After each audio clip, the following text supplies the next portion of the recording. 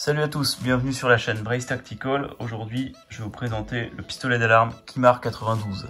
La mallette contient un pistolet d'alarme, une notice avec un plan en éclaté, un écouvillon totalement inutile comme le canon Effectis, un embout lance-fusée ainsi qu'une clé de démontage et de remontage.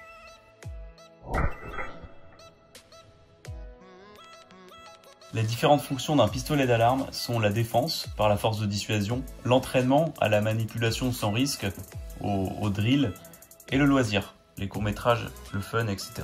Néanmoins, je le déconseille personnellement vivement pour la défense, étant donné que, du point de vue légal, il pourrait dans certains cas être considéré comme une arme à feu réelle, selon l'article 132-75 du Code pénal.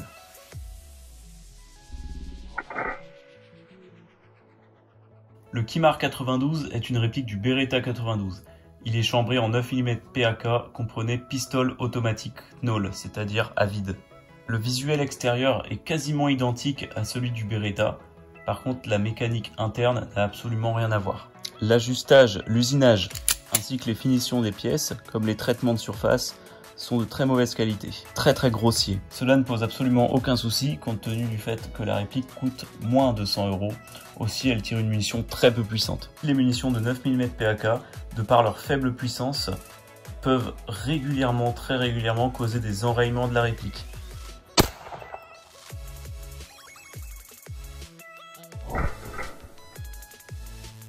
Pour le démontage, c'est assez simple. Il suffit d'enlever le chargeur,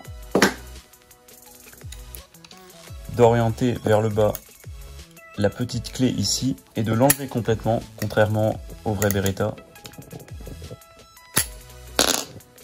On peut ensuite venir retirer la culasse de cette manière.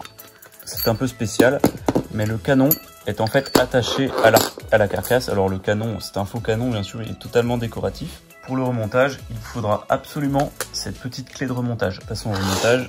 Nous allons remettre la tige guide à l'intérieur de son logement, le ressort récupérateur par-dessus la tige guide, la culasse. C'est un remontage très particulier par rapport à celui d'une arme à feu réelle, ça n'a absolument rien à voir.